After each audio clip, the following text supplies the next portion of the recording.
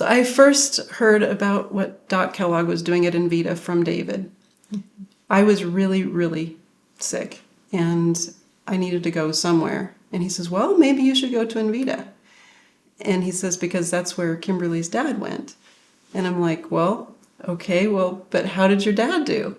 And he says, well, Doc's doing great. He is at home walking 3 miles a day. And I thought, good, that's where I want to go. I want to go to a place where they're not experimenting. They're not doing other stuff. And so it was because Doc went to Envita and got success. So what exactly did he have, and what was that experience like for you?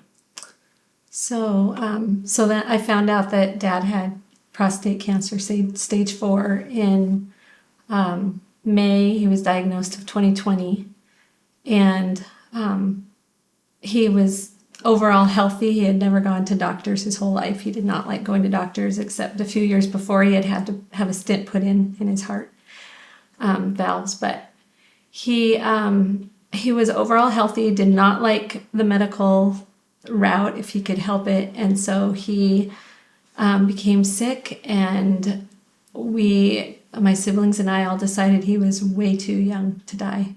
I mean, he was 74, full of life, and so we ended up, I just went to the Lord in prayer. I'm just like, we have to find a place. There's hope out there somewhere. I know there is. Mm-hmm. So in my research, I came across Envita. So I called them. They were so sweet, so helpful, and got us in there in 3 weeks. And he started that journey on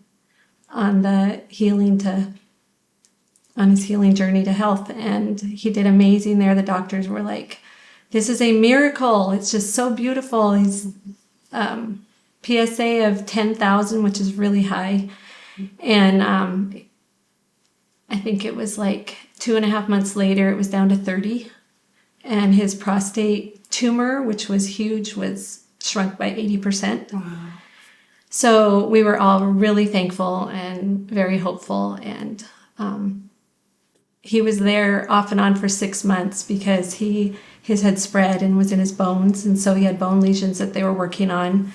And he went home December 19th and started home care. And I don't know if we want to go on from there. And he came back to ring the bell at Envita while I was there. Yes, he did. And so I was in room 5, but I was actually too sick to go out and see him ring the bell. Yes. But he came while I was there and rang the bell. Yes, and, he did. And then went home again after that while I finished out my treatment. Yeah, he didn't want to ring the bell until the doctors told him he was in remission, because that's just the way he is. He had to have it, he had to know in his mind that he was well and not take any credit about, ringing the bell without being in remission. So he rang the bell and went home, and that's when the challenge started for sure for him. And you had been cooking for him, doing all of his cooking while you were taking care of him in Arizona. Yeah. And when you got home, he wasn't able to do that? Well, I was taking care of him in Arizona and feeding him all organic and ketogenic diet, and he just responded. It was beautiful. And before that at home, he, ate fast food and loved his Pepsi and different things. So he responded and did really well, and then went home. And then my sisters and I, at that point, were living with them. So it was up to my mom, and she wasn't at her top health either. And it was really hard for her. And being 75 at that point and having all of your habits and your life habits formed, it was difficult for him to stick with the new, all organic ketogenic diet. He wanted to go back to going out to lunch with his brothers and all that. And so that was one thing that led to his downfall. Because Envita always told me when I was getting to leave, they said, make sure that you don't go back into exactly the situation that you were in before. If you go back exactly into what you were before and there's no change, your cancer will come back. It is so critical for people to know that once you've gone through the treatment, you're in remission. You're not cured. You're never cured. You're in remission. And so if you're not, with that mindset and knowing that it's a lifestyle change, you have to stick with your new lifestyle, your new organic eating, your emotional health, surrounding yourself by positivity and happiness and taking your supplements that you need to take, all that. It's so important. It's all part of the healing. It's not over when you leave your clinic.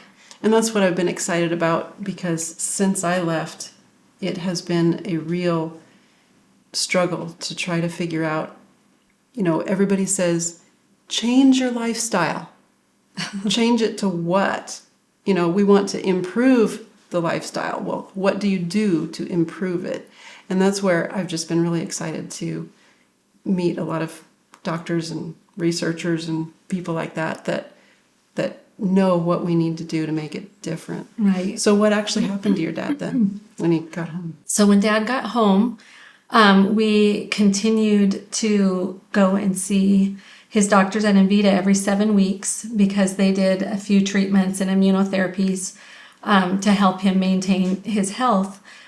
Usually they like you to go and find a home care doctor in your area, and Dad that wasn't who he was. He did not like to go to doctors, and he trusted his team and he loved them all, and he was so surrounded by hope and positivity and all that. So we traveled with him. We flew him to Arizona every 7 weeks. My family was so gracious to let me go. David was so great. So we did that all through 2021, and it wasn't enough because he wasn't sticking with his lifestyle change.